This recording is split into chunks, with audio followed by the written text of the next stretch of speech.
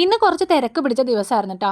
എനിക്ക് കുറേ ദിവസമായിട്ട് ആർട്ടിഫിഷ്യൽ മണി പ്ലാന്റ് വന്നിരിപ്പുണ്ടായിരുന്നു കേട്ടോ. അത് കൊറിയർ ഞാൻ ഇന്നാണ് അത് പൊട്ടിച്ചിട്ട് ഞാൻ എന്താ മിററിൻ്റെ സൈഡിൽ കുറച്ച് ഒട്ടിച്ച് വെച്ചിട്ടുണ്ട് കേട്ടോ. മിറർ ഫുള്ളായിട്ട് ഒട്ടിച്ചിട്ടില്ല, പകുതി ഒട്ടിച്ചിട്ട് ബാക്കി മുറിച്ചിട്ട് ഞാൻ വാഷ് ബേസിൻ്റെ ഏരിയയിലുള്ള മിററിൽ കൊണ്ടേ ബാക്കി വെച്ചിട്ടുണ്ട് കേട്ടോ.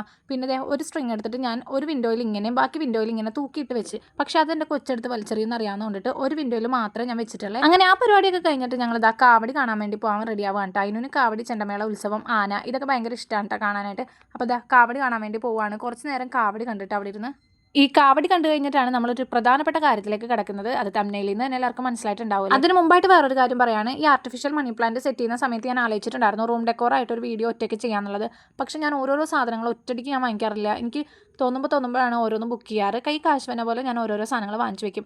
എന്നിട്ട് ഞാനൊരു വീഡിയോ ചെയ്യാനിരുന്ന് കഴിഞ്ഞിട്ടുണ്ടെങ്കിൽ ഇന്നോ നാളെയോ നടക്കില്ല എന്നറിയാമെന്ന് കൊണ്ടിട്ട് വാങ്ങിയ സാധനങ്ങളാണ് ഞാൻ ആ സെറ്റ് ചെയ്യുന്നത്. ലാസ്റ്റ് ഒരു റൂം എനിക്ക് കാണിക്കാറായി എന്ന് തോന്നുമ്പോൾ ഞാനൊരു റൂം ടൂർ ആയിട്ട് ചെയ്യാമെന്ന് വിചാരിക്കാം കേട്ടോ. ഇനി നമുക്ക് ബാക്കി വിശേഷങ്ങളിലേക്ക് കിടക്കാം. അങ്ങനെ കാവടിയൊക്കെ കണ്ട് അതിന് നല്ല എൻജോയ്മെൻറ്റിലായിരുന്നു. അതിനാണെങ്കിൽ നല്ല തുള്ളായിരുന്നു, കൈയൊക്കെ പൊക്കി ഡാൻസ് കളിക്കായിരുന്നു. അതിനാണെങ്കിൽ കൈയൊക്കെ പൊക്കി ഡാൻസ് കളിക്കുന്ന കണ്ടപ്പോൾ തന്നെ ഒരു ചെണ്ടക്കാരൻ ചേട്ടൻ കോല് കൊണ്ടുവന്ന് കൊടുത്തിട്ട് അവന് കൊട്ടാൻ വേണ്ടിയിട്ട് ആ ചിഞ്ചിലോ എന്നല്ല എന്നെ പറയാം, ആ സാധനം കൊണ്ടുവന്ന് കൊടുത്തിട്ട്. പക്ഷേ ഇവനാണെങ്കിൽ ആ സമയത്ത് വാങ്ങിയില്ല.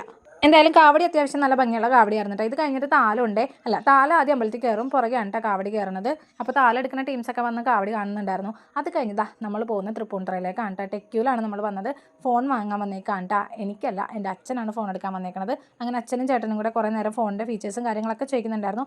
വലിയ ഫോൺ നല്ലൊരു ചെറിയ ബഡ്ജറ്റിൻ്റെ ഫോണാണ് നോക്കണേ. അച്ഛൻ്റെ ഫോൺ ഒരുപാട് വർഷമായിട്ടാണ് യൂസ് ചെയ്യണം. അതിപ്പോൾ ഭയങ്കര ഹാങ് മാത്രമല്ല, നമുക്കിപ്പോൾ ഉള്ള ഒരു ആപ്പുകളും യൂസ് ചെയ്യാൻ പറ്റുന്നില്ല. ഫോൺ പഴയ വേർഷൻ ആയതുകൊണ്ടിട്ട് ഗൂഗിൾ പേ ഒന്നും യൂസ് ചെയ്യാൻ പറ്റുന്നില്ല. അതുകൊണ്ടാണ് നമ്മൾ പുതിയ ഫോൺ എടുത്ത് തന്നെ. പിന്നെ കുടുംബത്തിൻ്റെ പ്രാരാബ്ദം മാത്രം പോരല്ലോ, ഇടയ്ക്കൊരു സന്തോഷം കൂടെ വേണ്ടേ അവർക്ക്.